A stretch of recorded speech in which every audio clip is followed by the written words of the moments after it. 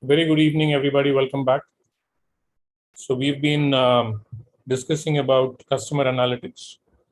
While this program is for about 8 hours, we are cutting this short and we'll be redoing the customer analytics program once again. At that point of time, we'll be doing a more detailed version of the customer analytics program. So as of now, we have so far discussed about the applications of analytics.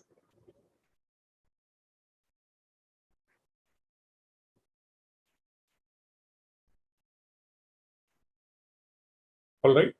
Then we discussed about the CRISP MLQ, through which we conduct the entire activity, the entire process or the project of the data science. Then we discussed about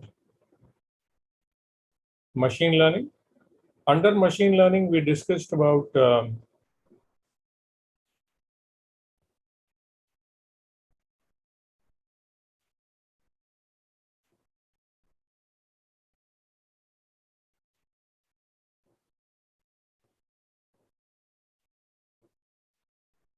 supervised and unsupervised. We discussed about these two things. We discussed about supervised and unsupervised. Under the unsupervised, we discussed about clustering.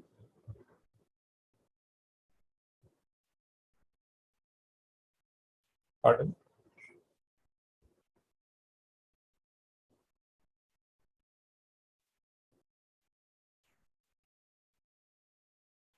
We discussed about clustering, and within that, we discussed about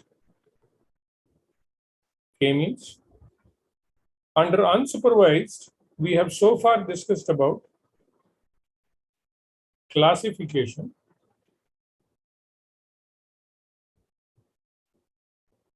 which was done using k nearest neighbor.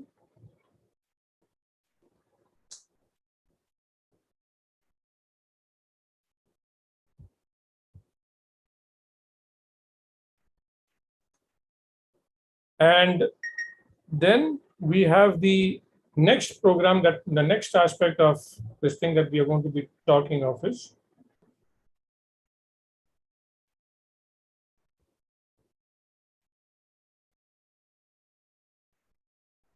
so today's with this we will kind of come to a logical conclusion of what machine learning and analytics in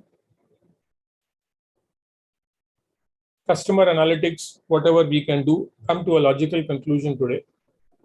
All right. So we have the next topic, regression.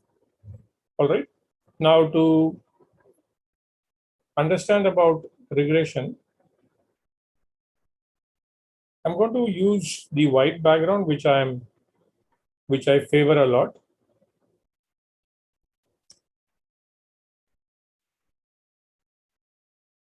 All right. Using a white background, it makes a lot of sense. Now, when we were discussing about the predictive modeling, all right, or let me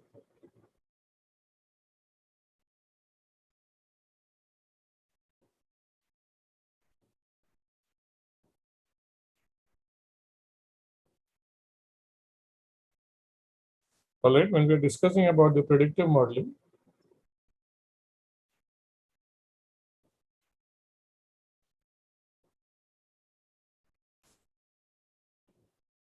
there is the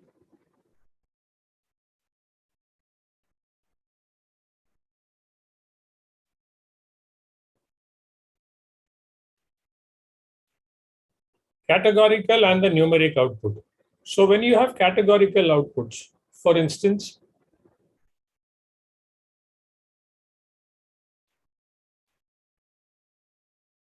will the person get a job or not get a job? Will the person commit a fraud on the while he's a customer of a bank or not?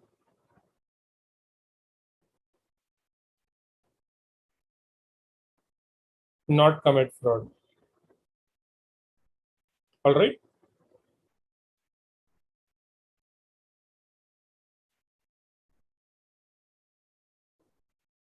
These are categorical scenarios. You can have more than two categories. We have established that when we were discussing, you can have more than two categories.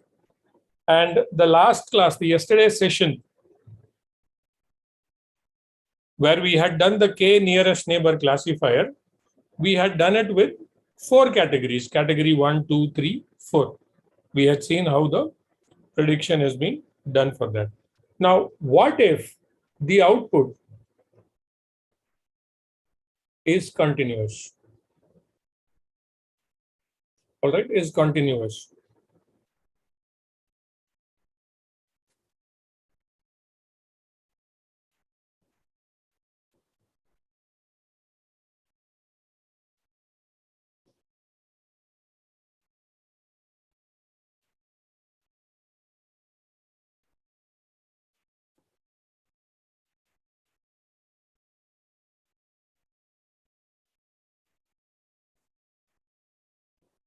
Now,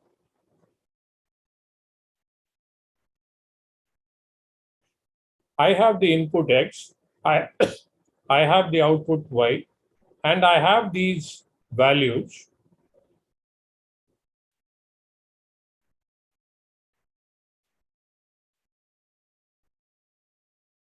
All right.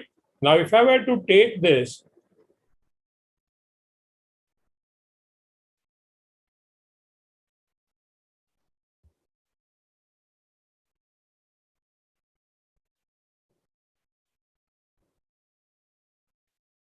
and if I were to plot it something like this, all right, each of these values on X and Y. So let me put it in perspective, X and Y. So what I have,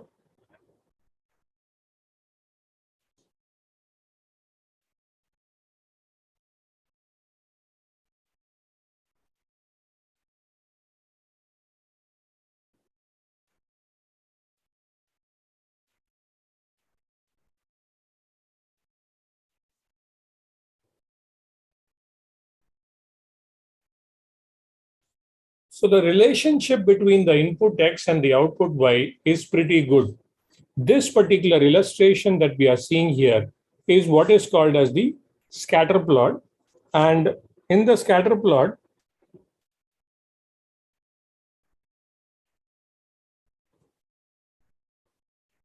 the data points are pretty close to each other. Now, how do you say that?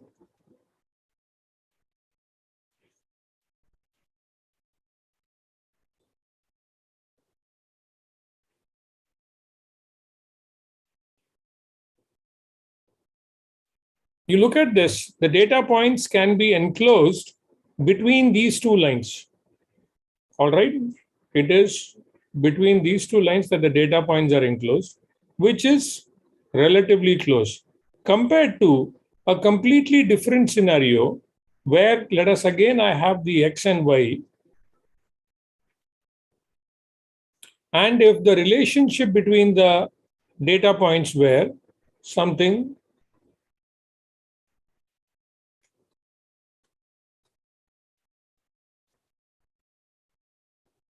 like this. So if I wanted to enclose these data points within two parallel lines, I would have to do something like this, which makes the distance between the two lines a lot more, which makes the relationship between the input and the output, the X and the Y, not, excuse me, not so great. All right, makes it not so great.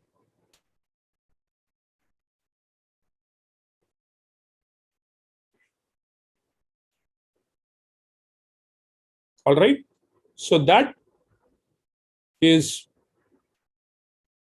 what is known as the correlation coefficient. Correlation.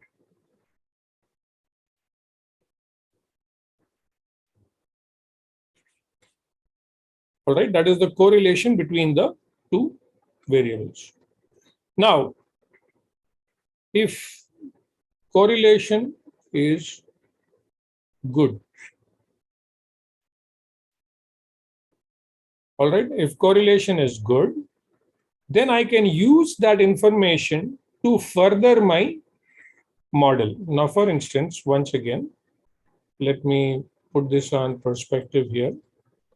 So I have the X, I have the Y, I have the X, I have the Y.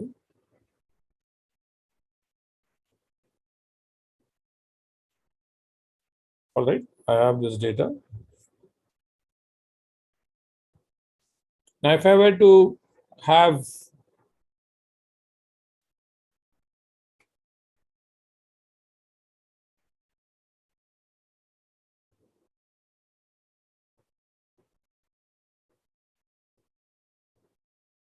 imagine for a moment, this is what I have. Now, let me give you an example. Now, all this while talking in terms of X and Y seems a little absurd. All right. Okay. Now,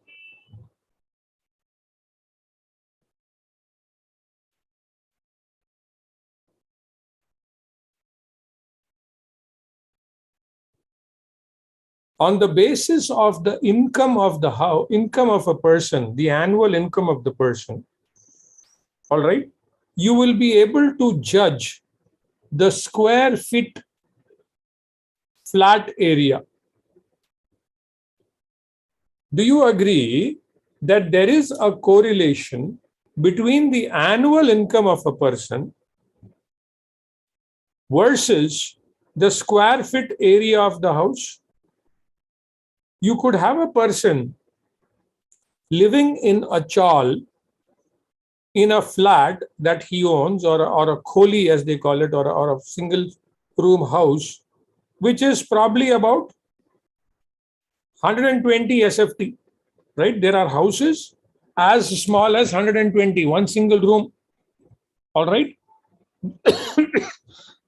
Multi-storied area, one single room, 120 SFT is the size of the room, and the entire family lives in that, all right? Husband, wife, two kids, sometimes elderly parents also live in that, all right? That is their ownership. Now, the family income must be very, very poor, all right? A person living, are you with me?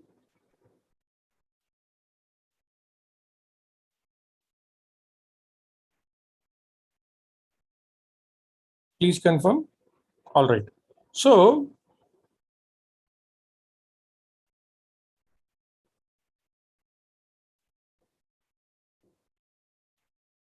on the other end of the spectrum, we have a person who lives in an apartment which is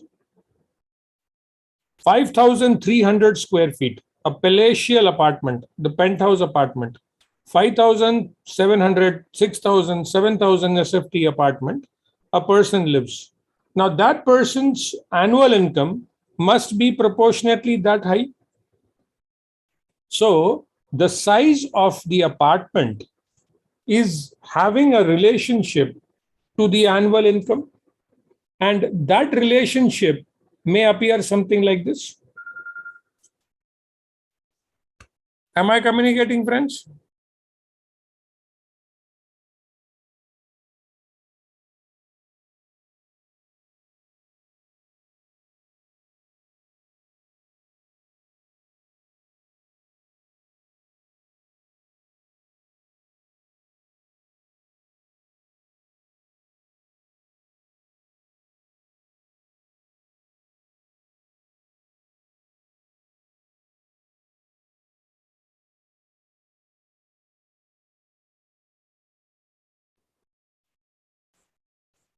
All right.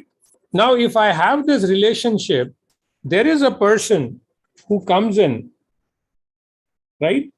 We want to evaluate what is the size of the house.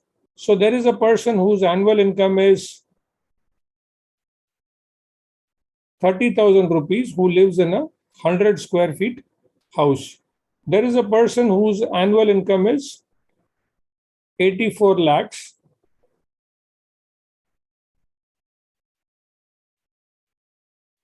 Who lives in a 7,000 square feet apartment. So where is 34,000? Where is 30,000 versus where is 84 lakhs? All right, this is the apartment size that the person lives in.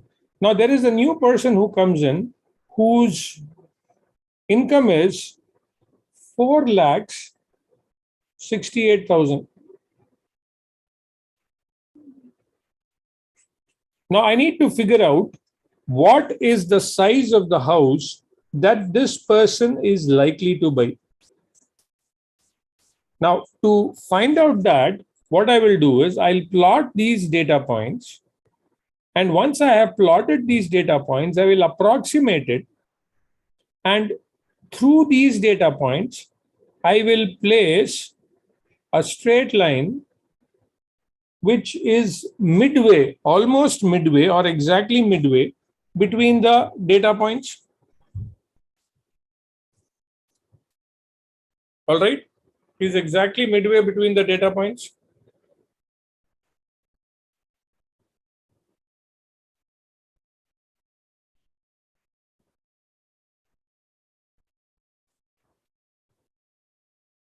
Now, this particular line, if you remember from your school days, all right, is the equation of a line.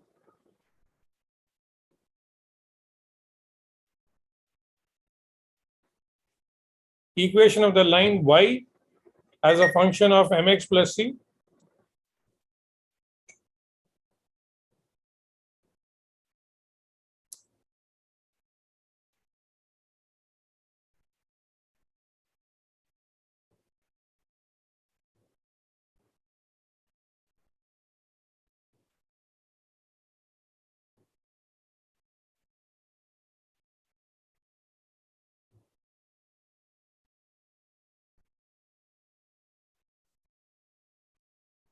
All right.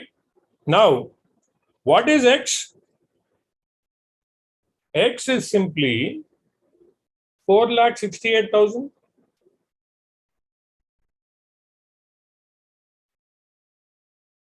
I will find out the value of m and c of this particular equation, substitute the values, and I may get some output which is 1500 SFT.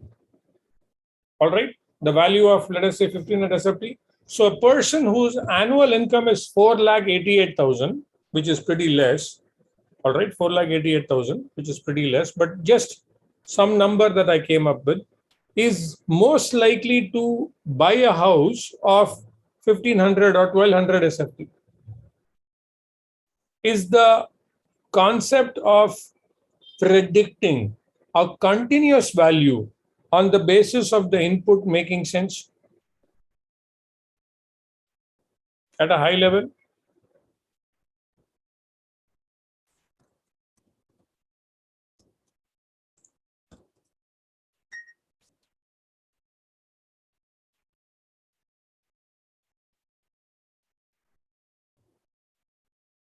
Right.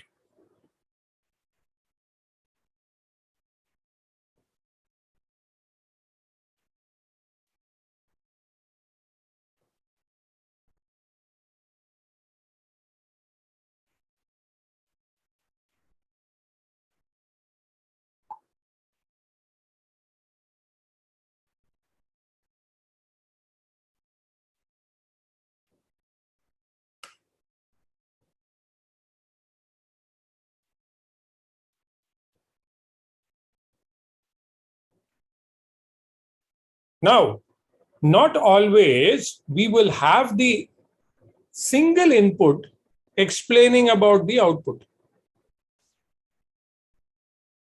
All right. Not always we will have a single input explaining about the output. Now, how can you be sure that a person's income alone will decide the size of the house?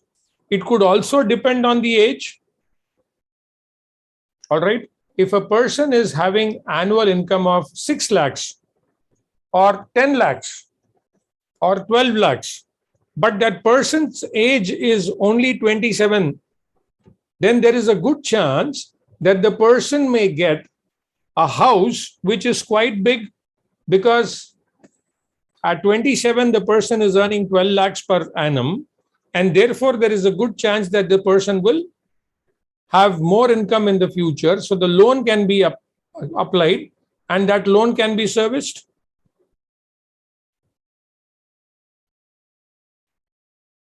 All right. Compare this with a person whose annual income is 12 lakhs and the person is 53 years of age. So at 53, he has managed to reach 12 lakhs annual income. This particular person is nowhere going to be able to buy a very big house because he has very little, work life left, another 7 years. So there's only so much his salary might increase, and therefore may not be allotted a bigger house. Now, to give it a visual appeal, all right, to give it a visual appeal, I am going to try and draw 3-dimension. Obviously, on a 2-dimensional space, 3-dimension is not possible, but you will have to work with me here. So on the horizontal axis, I have the income. I have one more axis, which is the third axis, which is age, and the vertical axis is square feet area of the house. Now, on the basis of the combination of income and age, we will be getting the various values.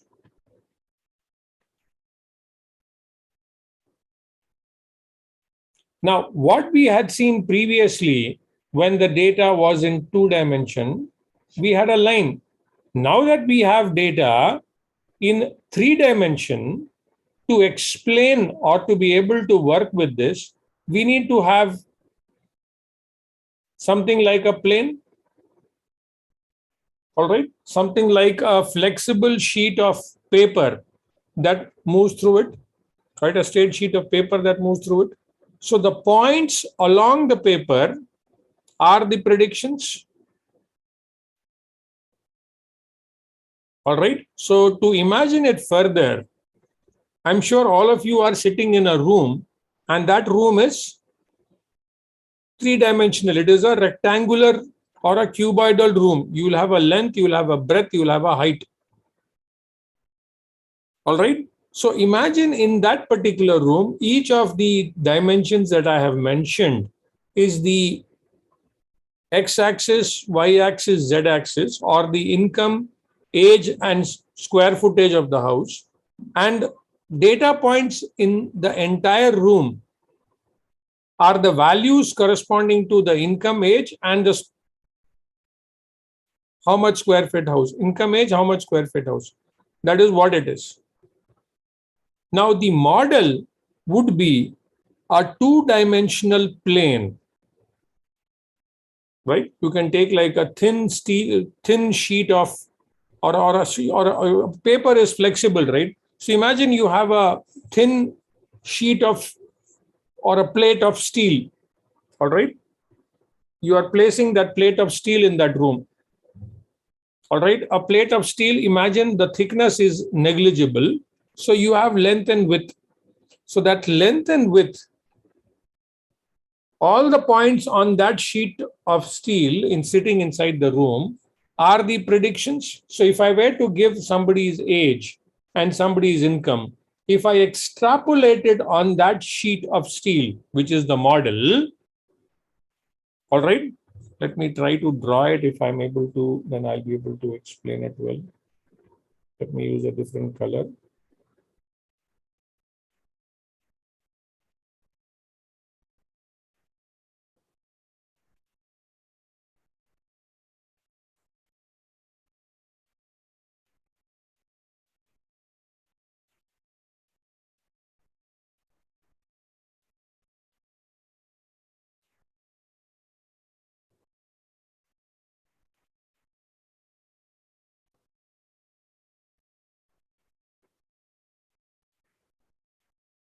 All right. So in this three-dimensional room, I have this two-dimensional plane. On that two-dimensional plane, all the points on that two-dimensional plane are the prediction. So if somebody's income is, let us say, this value, and somebody's age is, let us say, this value. So the income, when you take it here, and the age, when you take it here, it is somewhere here. All right, the income and age. When you correspond to income and age, you will get the prediction here. All right. So the equation y as a function of mx plus c, where x is one of the inputs,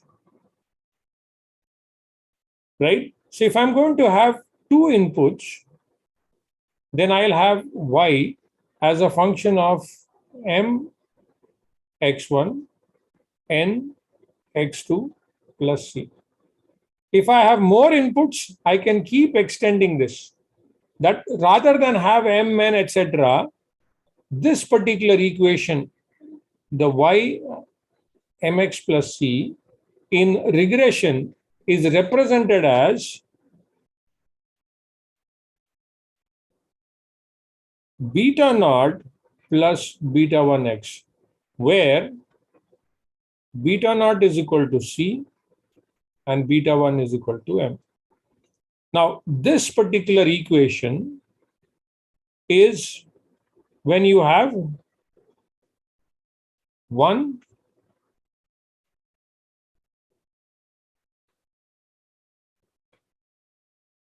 single input column. All right, when you have a single input column. When you have two input columns,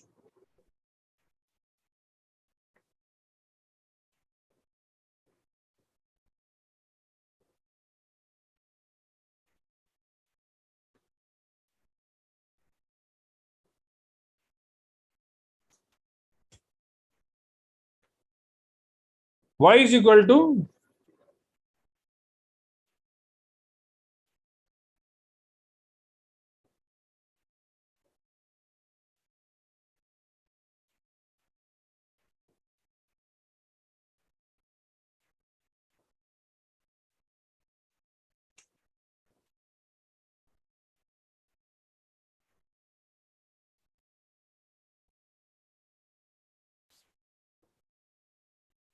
now if I have three inputs,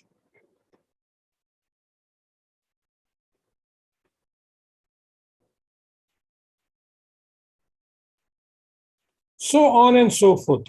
So the equation y as beta naught plus beta 1x is called simple linear regression, and this is called multiple linear regression. So a quick recap. We discussed about predictive modeling. In predictive modeling, we have classification,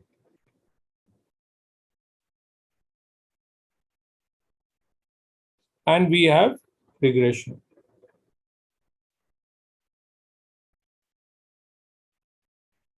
All right, classification and regression.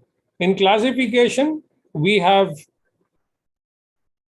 seen yesterday one example. Today we are going to be doing the regression. So let me now show you the data set that we are going to be working on.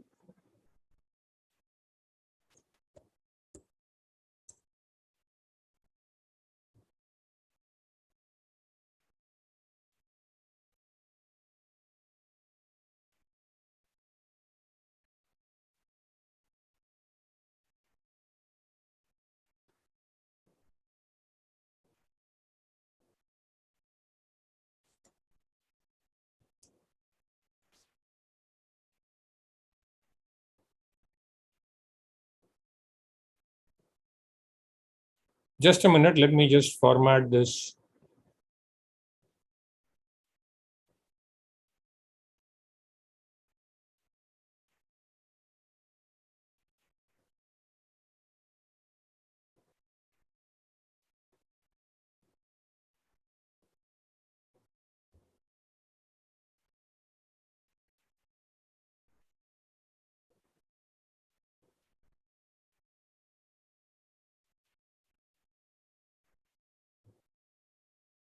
All right. So here, let me maximize it. So I have the email of the person who's visiting an e-commerce site. All right. I have the address of the person.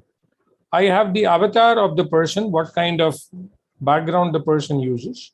Now this data is there. Apart from that, I have how much is the average session time, how long that the person on an average stays or the system or session is active. Time spent on that specific app, time spent on the website, how long has that membership been in terms of years, and the yearly spends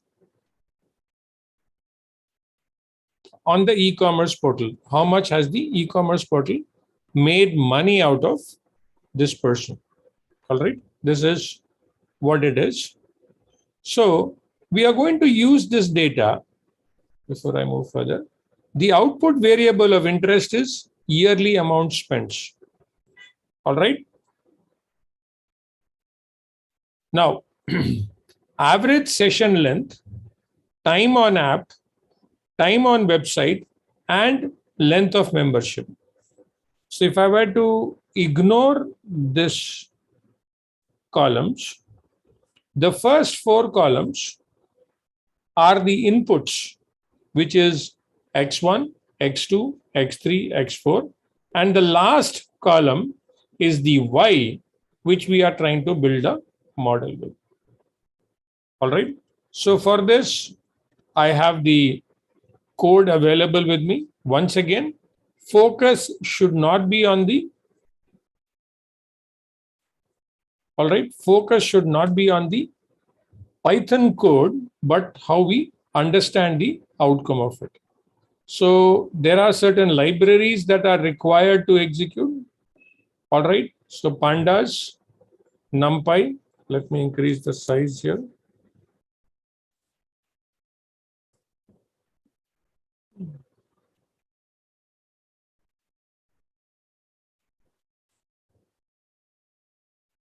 All right. Now we are going to load the database. We've already seen it here. Now, if you want to just view the data set, it is here, the same thing that we have seen. The first three columns is something that we are going to ignore. Now, if you look at it, we have 500 rows and 8 columns. If you want to look at the top 5 values, these are the top 5 values.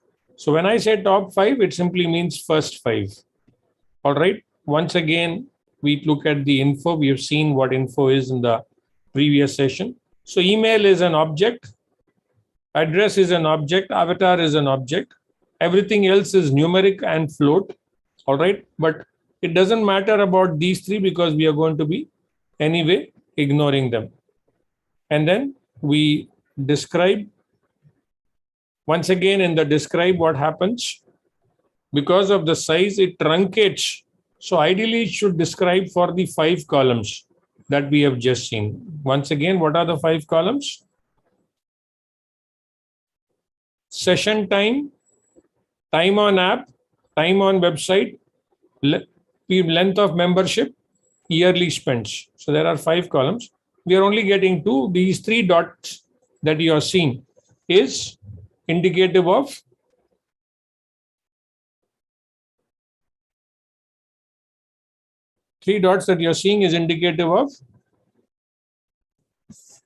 the columns that have been truncated, but they are very much there. All right.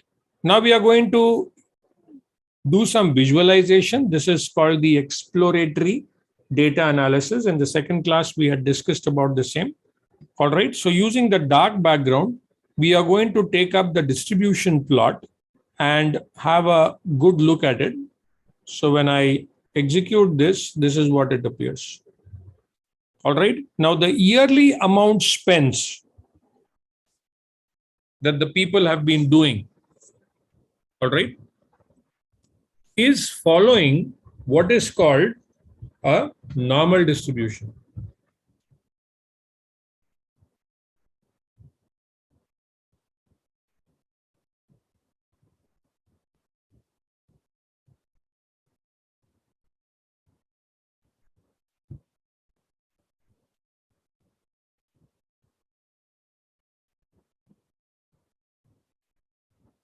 All right. Now, what is normal distribution is something that you may not be aware at this point of time. That is not important. All right.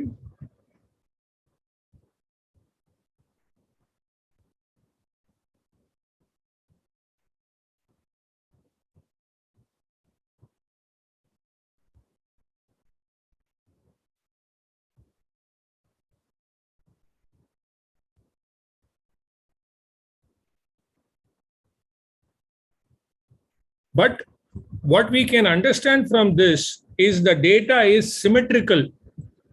All right. It is symmetrical. We have equal amount of data on both sides, which is a good scenario. All right. We may not be able to understand about what is the normal distribution at this point of time, but it being symmetrical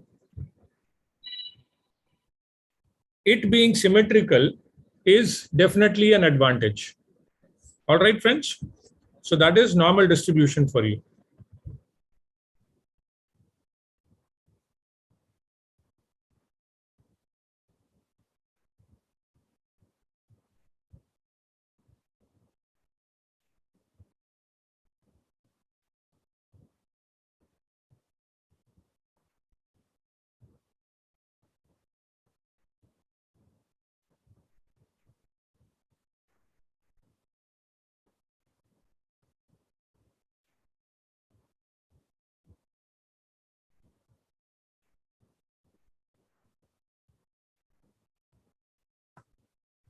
All right.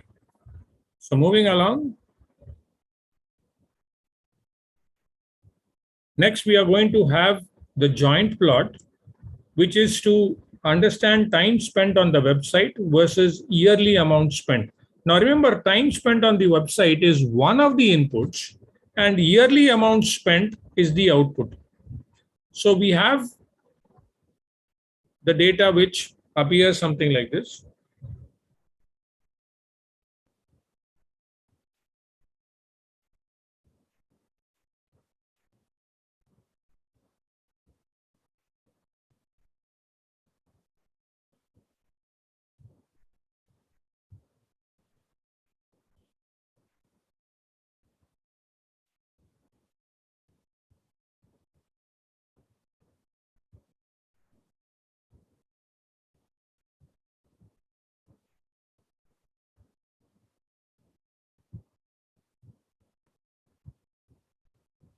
So there seems to be poor correlation, poor relationship between the time spent on the website and the yearly amount spent. All right. Now, moving along, we'll do the same thing for time spent on the app versus the time spent on the website. Here,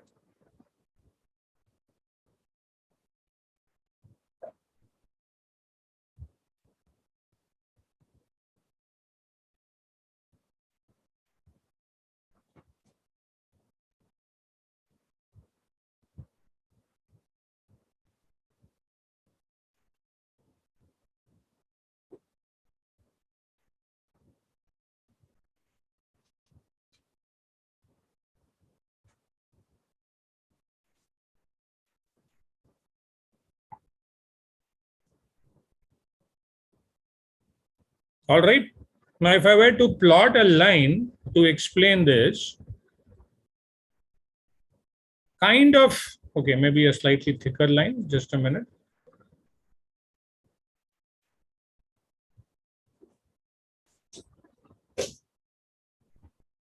Yeah, I've maximized it. Therefore, it is easy to visualize. Now, if you look at this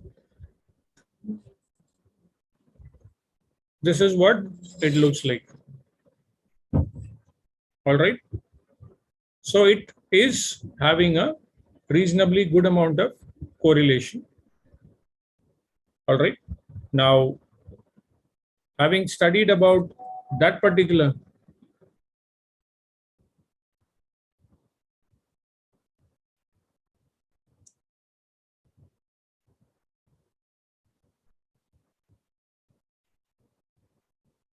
All right. So this is the joint plot in the hexagon format. All right. Just more beautiful visualization. All right. This also we can see if you want to put the two parallel lines. Kind of, right? Kind of. This is the beehive appearance. If you want to notice where the command was used, all right, it is simply called hexagon. All right, here kind hex was mentioned. If you simply remove that, you will get the regular plot.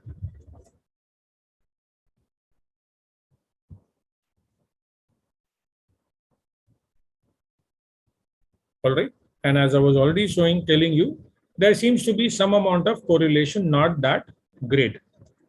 Now, that concludes our discussion. All right, now if you want to look at the pair plot of the entire data set, you can probably look at all the plots and the correlation. All right, so length of membership versus yearly spends, this one aspect. All right, if you look at this now, how to interpret these kind of charts, these are more important. All right, now please notice, let me once again maximize this so that it becomes a little easier to understand, right? And I'll use a color that is not coinciding with black. So here, if you look at this,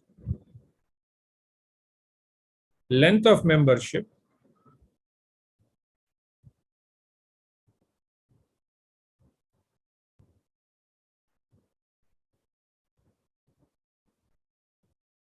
versus yearly amount spent. If you look at the intersection of these two, all right, then you can see that the correlation between the two is the best compared to the others. All right, so this is what we need to use. But nevertheless, we are going to go ahead and use the remaining things. So there is another plot.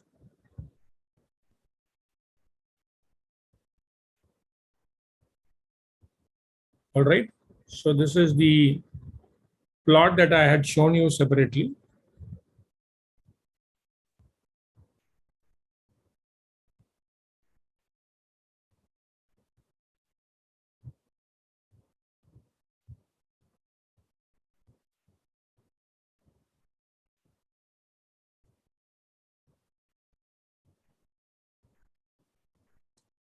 So with this, we conclude our exploratory data analysis, the visualization. And finally, we are going to take the inputs. So the inputs are all the columns except the first column. So 0 except the first 3. So quickly, if you look at this, the first column is email. This is the 0th column. Address is the second column, which is column index 1. Avatar is column index 2. Session length, session time, all these things are the next column. So 3, 4, 5, 6, 7. All right, 3, 4, 5, 6, 7. So starting from 3, go all the way to the end. This is what it means. Take all the columns, all the rows and take it. So I take the X. So if you look at X, it is now 500 rows and the 4 columns. And if you look at this one, the last one, so we have the output here, the annual spends. Now we need to partition the data into train and test because we need to give a part of the data. We discussed about this in yesterday's class also. We need to give part of the data to the model to learn, or rather majority of the data to the model to learn, and retain a small part of the data to check how good it is. All right. So there you go. And then you do the partitioning into train and test. We are going to use something what is called as linear regression, which is part of sklearn. All right. Now, we are now fitting the input trained values and the output trained values. So when I execute this, it builds a model. The model is built behind the scenes. Now we can do the prediction. So what is the prediction? We are doing the prediction on the test data. All right, we are doing the prediction on the test data. Let me just quickly show you how much is the test data. So that's 100 because 80% of 500 is 400 and 20% of 500 is 100. So we have the test data. All right, so I do the prediction. So here for those 100 records, these are the predicted values of annual spends. So what we are going to do is we are going to take these predicted values and concatenate it or add it into this particular thing, and we are able to visualize it. All right. Now, I have the actual value, Y test, and I have the predicted value, Y pred. Now I'm going to find out an aggregate measure of the error. The error is the actual, all right, the actual, which is the 100 original values and the 100 predicted values. So first original minus first predicted is error 1. Second original minus second predicted is error 2. Third original minus third predicted is error 3. So on and so forth. I will have 100 errors because I have 100 test data. But I cannot be looking at the errors individually. I need to have some sort of an aggregate measure. Therefore, we have two types of measure: mean absolute error, mean squared error, and also there is something called as the R square. So I'm going to find out what is the mean absolute error, which is about 7. Mean squared error, which is almost a square, which is kind of square, 92. And then we have the R square value, which is 98%. Now, 98% is a very, very, very good model. All right, is a very good model.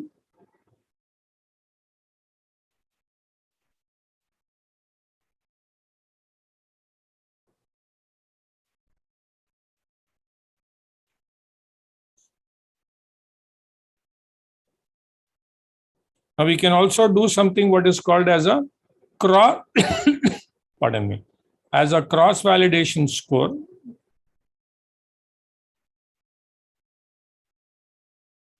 All right, 98.2% accuracy. Standard deviation is a low 0.23%. Now, quickly we'll visualize the distribution plot. All right. The Y test versus the disturbance between Y test minus Y predicted. So this is what it is. All right. So once again, it is the length of membership versus yearly amount spent that is important. Now, if you want to look at the scatter plot, this is the scatter plot, which is beautiful. The actual versus predicted scatter plot is almost, that is why you're getting the 98% accuracy.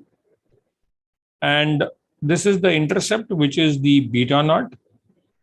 All right. And this is the coefficient, which is the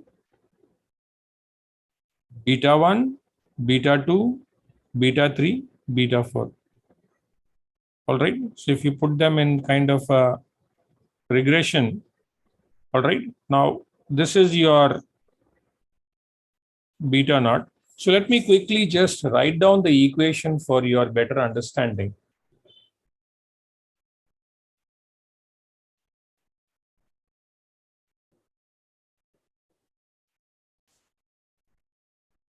All right. So first, let me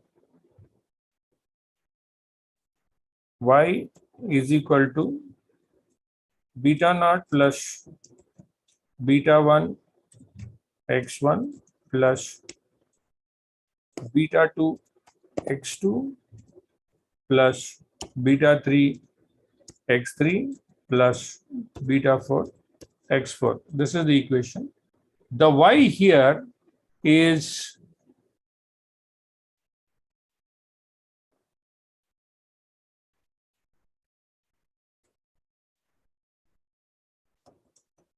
annual spend is equal to minus, maybe I'll reduce the size a little more.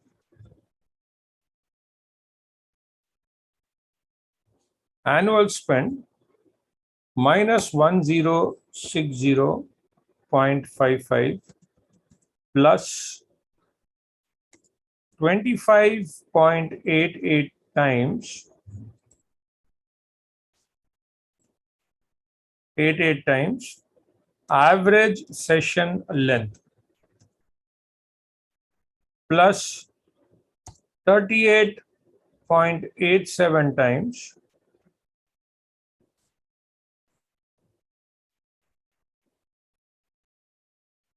time on app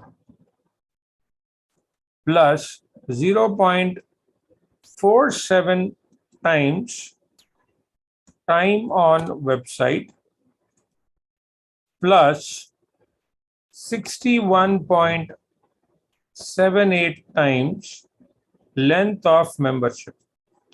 Now, if you look at the coefficients, it is the length of membership that is having the maximum contribution to the output. Now, please look at this equation. I'll show it on a white background for you to understand.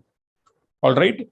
Annual spend, to get the value of the annual spend, if the length of membership value were changed by 1, let us say length of membership, some value you have given to this equation. If that length of membership were increased by 1, the output is going to be increased by 61.78. That is the magnitude by which it is going to be increased. All right. So length of membership is the most important variable because it has the highest coefficient. Next to that is the total time on the app. All right. Is the total time in the app, which is 38.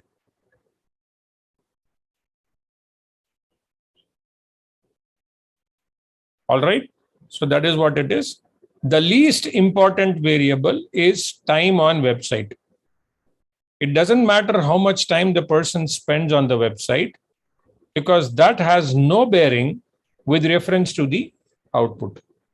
All right. And that is what is the explanation given here. Keeping all the features fixed, a unit increase in average session length, associated increase 25.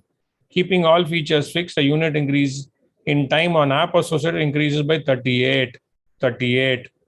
A unit keeping all the other features fixed, a unit increase in time on website increases by $0.47.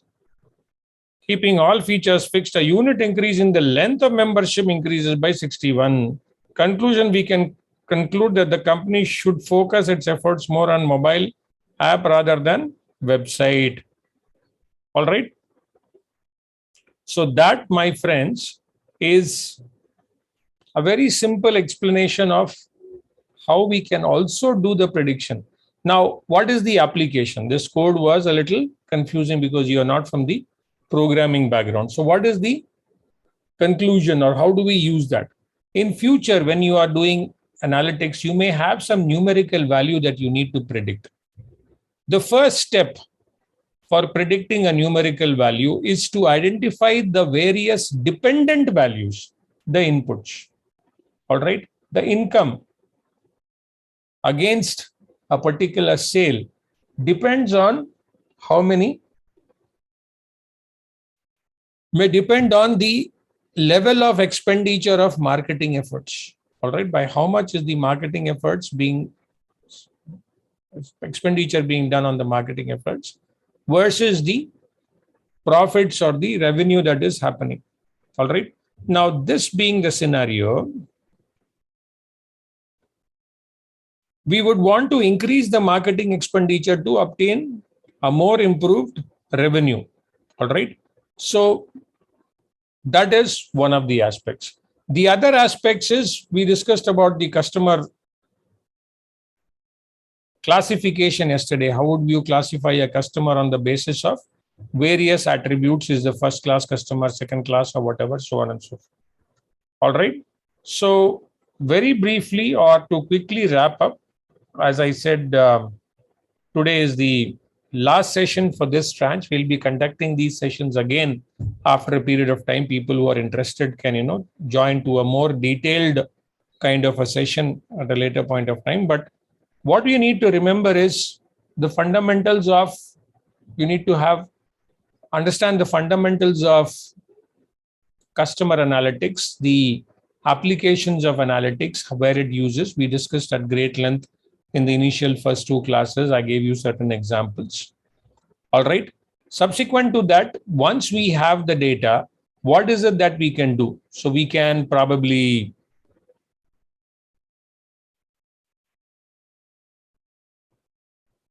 do an unsupervised algorithm just to find out how the data can be grouped together, segmented together, clustered together, wherein there is no prediction involved.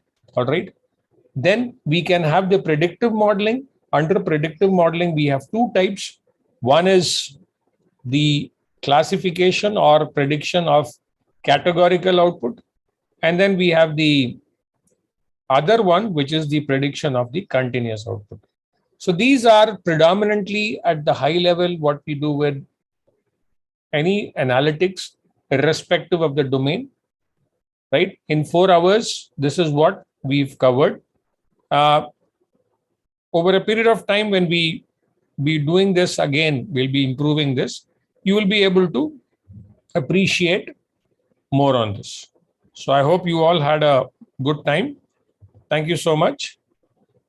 And with this, we conclude our session, conclude our course on customer analytics. Thank you so much.